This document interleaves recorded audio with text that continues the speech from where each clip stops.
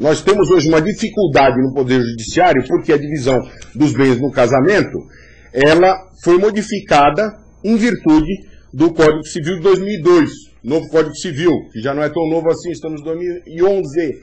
Mas, infelizmente, juízes, promotores que atuam no direito de família e sucessões, e mesmo alguns advogados, não estudam e geram essa dúvida dessa senhora. Então eu falo, o mais usual é o regime da comunhão parcial de bens, em que você tem os chamados aquestos. O que são aquestos?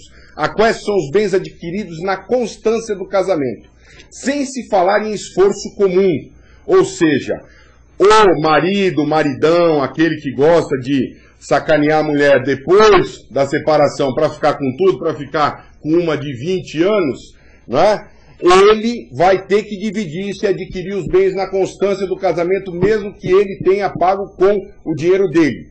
E a mulher, antes do Código Civil de 2002, ela tinha o que se chamava de bens reservados. Com a Constituição de 88, bens reservados deixaram de existir porque o artigo 226, parágrafo 3º, parágrafo 2º, parágrafo 1º da Constituição Federal, eles colocaram outro norte na relação entre homens e mulheres, tornando-os iguais perante o direito de família. Por isso que bens reservados foram não recepcionados pela Constituição, porque era um privilégio para a mulher. Não concordamos com isso. Achamos que deveria, sim, haver a mantença dos bens reservados. A mulher é a parte frágil nessa relação, não é? Porque o marido, ele sai de casa, ele ganha, ele põe no bolso e depois para dividir é aquela água.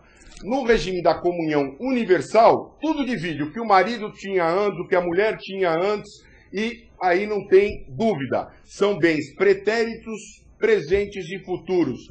Aqui no Brasil, tem muito maridão aí que abandona a mulher, não se separa e vai viver com outra, no que se chama de união estável.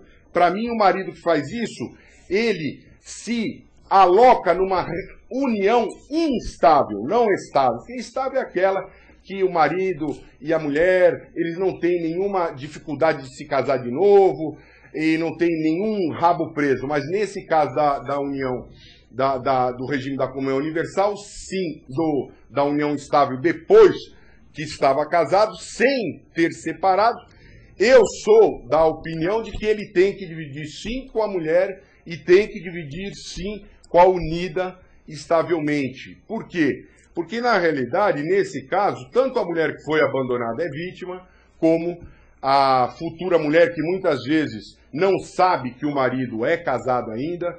Posso garantir a vocês, 99% das vezes, a mulher que é unida ao homem não sabe que esse rapaz ainda é casado sob o ponto de vista jurídico, do direito. Então eu falo para vocês, tem que tomar muito cuidado. A lei da união estável hoje é a lei 9.278 de 96, e no seu artigo 5º, ela é expressa no sentido de que os bens dos unidos, tanto do convivente, porque a lei 9.278 criou o termo convivência, tanto o unido como a unido, convivente homem como a convivente mulher, tem direito de 50% sobre os bens adquiridos com esforço comum. Vejam como é interessante que nessa questão da união estável existe uma diferença.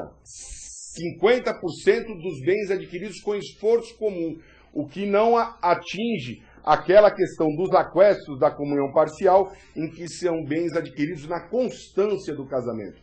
Aqui na união estável, a lei 9.278 de 96, artigo 5º, exige o esforço comum. E geralmente, como o maridão é aquele que vai para o trabalho, depois chega em casa para encher a paciência da mulher, e a mulher também trabalha, mas tem que cuidar de filho, tem que lavar a roupa, tem que fazer o jantar e ainda aguentar aquele homem, ela muitas vezes, ela fragilizada, ela é vilipendiada nessa repartição, porque o homem geralmente ele adquire em solteiro, ele passa para outro, mas graças a Deus, nesse ponto, a justiça hoje está reconhecendo o direito da unida, que também quer ser tratada com respeito. O que nós temos hoje é que ter mais coragem.